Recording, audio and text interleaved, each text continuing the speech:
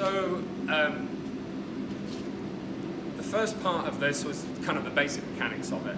Now I'm going to go more into the mechanical principles. It's kind of just an expoundance on the previous. So the angle of your taper is the angle of your hammer.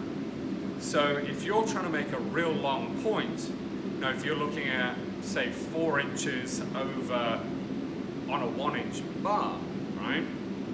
That is a 4-to-1 ratio. Okay, so 4 inches out, 1 inch high. So you have to hold your hammer at that pitch in order to be able to create a good hammer finish on that taper. Okay, so a lot of this is by feel, but with that same regard, if you're making a long taper and you're hammering dead flat, you're going to have those texture issues that I talked about earlier. And if your nose is coming in heavy, likewise. Also, if you stand sideways, you're coming in too heavy this way or this way, you're going to have bad hammer texture.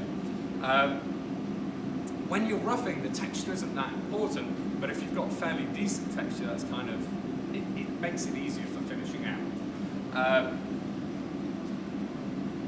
Another thing to consider is chasing the mass, right? So as you squeeze down the material, as you're squeezing down that material, what's happening is, you've got your bar, I'm going to draw it flattish, and you've got this point that's forming. When you first start whacking on it, you don't have a full point formed down, so you're just kind of getting this bit to form here. If you keep hammering in this same spot back here, what you're going to do is just sallow it. Okay? And you're going to wind up with this kind of weird truncated form with a blob on the end. You have to chase the material at the end, especially if you're doing a longer tape. You've got to chase that material to push it out. If you keep hammering back here, all you're doing is adding more and more material. You don't necessarily want to be adding more material. You want to be chasing that mass, bring it out to a point, and then once you've got that point formed back, then you can creep back further, add more material if you need to. But you can all do this with math as well. So I'm going to try and get that to visually appear if I can. I'm going to go for a larger bite of material, kind of sallow it out a little bit, and then chase that mass at the tip. And then work on centering the piece. Those are your kind of real primary principles here. So a little bit further back.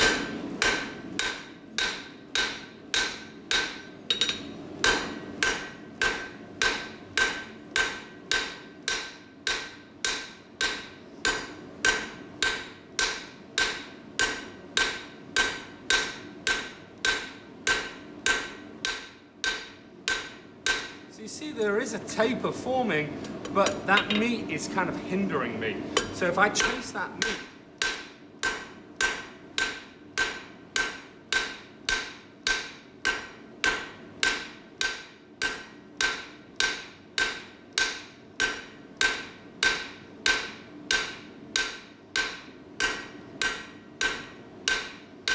now my point is actually getting longer. Instead of being stuck back here in that zone where it's essentially just trying to squish the mass. So get out on the tip, pull that tip meat out.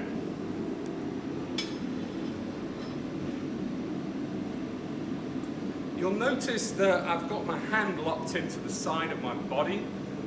This is actually why we decided to use a vertical format for these videos, so you can see the full body mechanics a little bit more.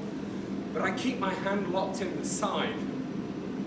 It doesn't matter if that angle is wrong. I'm roughing right now. I can adjust it a little bit, a 1/4 inch at a time, and that will help with the alignment of my tip. The other thing is, as your tip gets, or your point gets longer, the angle could be lowering. So if your pitch of hammer is changing from say 20 degrees more to 15 degrees, you have to lower this because you're going from 10 degrees to bisect it to 7.5 degrees. Not that any of us really know what that feels like, but principle being. So keep chasing that beat.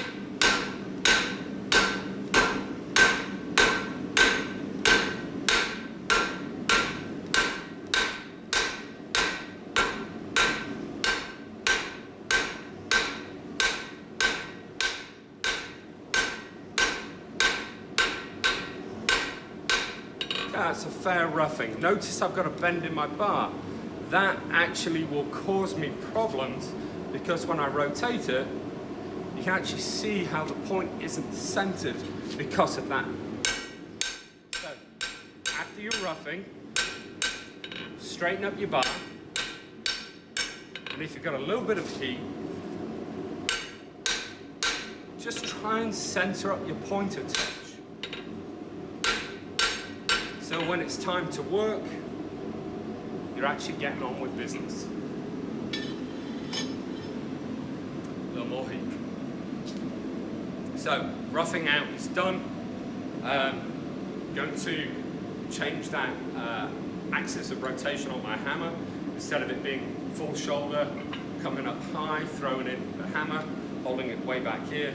I'm going to choke up on it a little bit more, stiffen that wrist, turn it into an elbow arc rather than a wrist, elbow, and shoulder arc.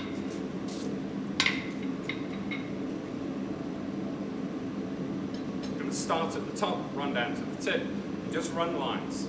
And maybe 4, 5, 6 hammer blows down each side, rotating one way, then rotating the other.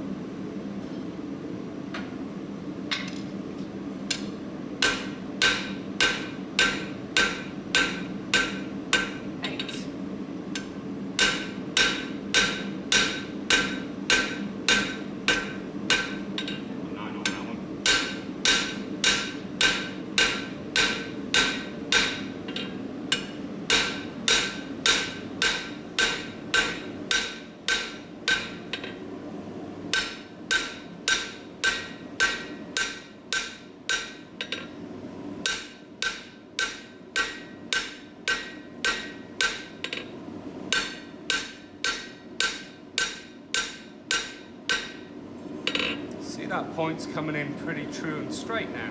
So you'll notice if I lower this hand too much, the tip comes off the anvil, right? And if I lower that too much and strike down, that's going to flatten that lower side.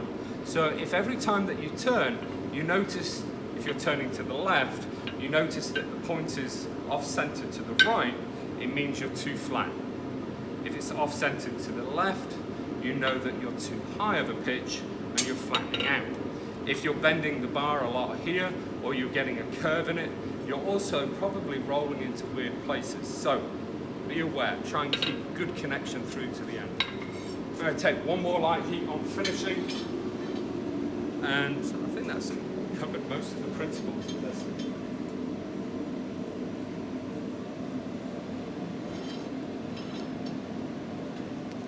A little bit of wire brushing at this time doesn't harm.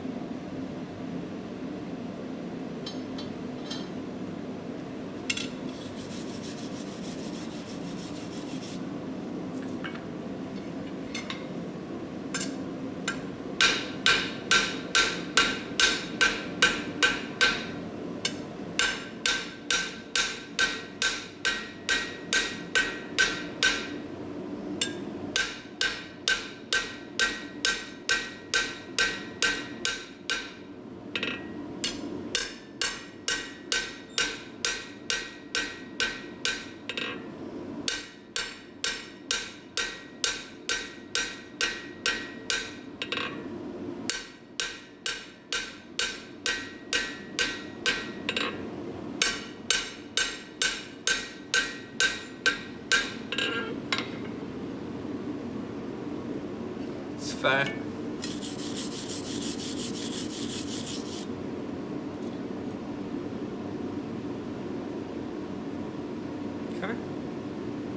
hopefully that's informative.